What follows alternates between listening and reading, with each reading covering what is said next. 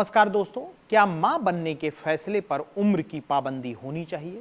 क्या कानून यह तय कर सकता है कि एक महिला किस उम्र में बच्चे को जन्म दे? भारत में इस वक्त एक ऐसी कानूनी और मेडिकल बहस छिड़ी है जिसने सबको सोचने पर मजबूर कर दिया है। बॉम्बे हाई कोर्ट में दो महिलाओं ने उस कानून को चुनौती दी है जो 50 साल के बाद महिलाओं को आईवीएफ ट्रीटमेंट लेने से रोकता है। आज हम इसी जटिल मुद्दे के हर पहलू, चाहे वह कानूनी हक हो या मेडिकल रिस्क, को विस्तार से समझेंगे। मामला बॉम्बे हाई कोर्ट का है। यहाँ 53 और 55 साल की दो महिलाओं ने याचिका दायर की है। भारत का एआरटी रेगुलेशन एक्ट 2021 कहता है कि आईवीएफ के लिए महिला की उम्र 21 से 50 वर्ष के बीच की होनी चाहिए। याचिकाकर्ताओं की वकील कल्याणी तुलांकर का तर्क है कि यह कानून संविधान के अनुच्छेद 14 समानता का अधिकार और अनुच्छेद 21 निजी स्वतंत्रता का उल्लंघन है। जब एक पुरुष डोनर की उम्र 55 साल तक हो सकती है तो महिला के लिए यह सीमा 50 की क्यों है? मां बनने का निर्णय एक महिला का निजी फैसला है जिसमें राज्य को दखल नहीं देना चाहिए। सुनवाई के दौरान कोर्ट ने एक बहुत अहम बात कही। बेंच ने कहा कि केवल डॉक्टर की राय काफी नहीं है, हमें ठोस वैज्ञानिक डेटा चाहिए जो साबित करे कि 50 के बाद गर्भधारण सुरक्षित है। आईवीएफ एक्सपर्ट जो डॉक्टर्स हैं वो बताती हैं कि 50 की उम्र के बाद महिला का शरीर मोनोपॉज के दौर में होता है। इस उम्र में गर्भधारण में हाई ब्लड प्रेशर और डायबिटीज का खतरा बढ़ जाता है। दिल और नसों पर बहुत ज़्यादा दबाव पड़ता है। एनीमिया और मेटाबॉलिज्म से जुड़ी गंभीर समस्याएं हो सकती हैं।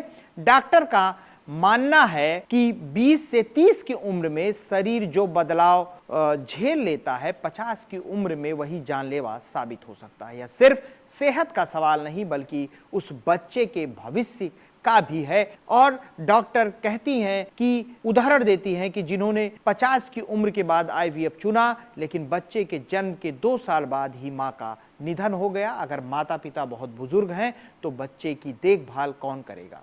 क्या अधिक उम्र के माता पिता के साथ बच्चे को सामाजिक रूप से असहज महसूस होगा? दूसरी तरफ सुप्रीम कोर्ट की और वकीलों से बात करने पर यह बात सामने आती है, प्रजनन के फैसले महिला की व्यक्तिगत स्वतंत्रता है।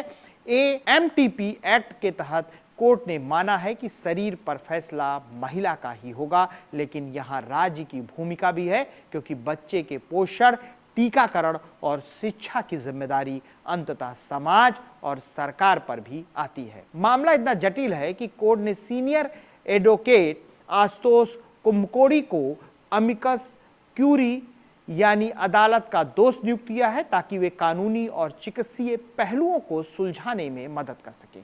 क्या विज्ञान की तरक्की को इस उम्र की वेड़ियों में बांधना सही है या प्रकृति के नियमों के साथ छेड़छाड़ आने वाली पीढ़ी के लिए मुश्किलें खड़ी करेंगी? बॉम्बे हाई कोर्ट में इस मामले की अगली सुनवाई 19 जून को होगी। यह फैसला न केवल उन दो महिलाओं के लिए बल्कि भारत में प्रजनन अधिकारों, रिप्रोडक्टिव राइट्स के भविष्य के लिए एक मिसाल बनेगा। आपको क्या लगता है? क्या मां बनने के अधिकार की कोई उम्र सीमा होनी चाहिए या यह पूरी तरह महिला का निजी फैसला होना चाहिए? अपनी राय हमें कमेंट में ज़रूर बताएं और चैनल को सब्सक्राइब करें। जल्द मिलते हैं किसी अगले वीडियो में, तब तक के लिए धन्यवाद। यह वीडियो मास कॉम मास्टर क्लास चैनल के लिए अरविंद फाउंडेशन की ओर से प्रस्तुत किया जा रहा है।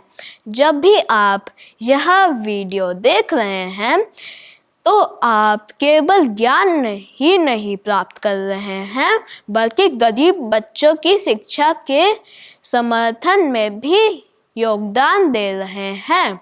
मास com master class channel Arvind foundation के माध्यम से उन बच्चों की शिक्षा और बेहतर भविष्य के लिए समर्पित है जो आर्थिक रूप से कमजोर है। आपका समर्थन इस सामाजिक पहल को मजबूत बनाता है।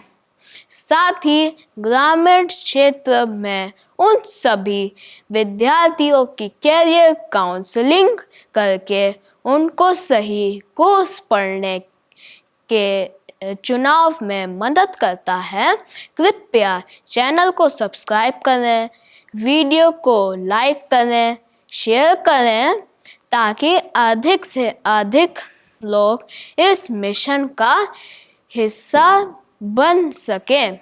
धन्यवाद। आपके सहयोग में ही बदलाव संभव है।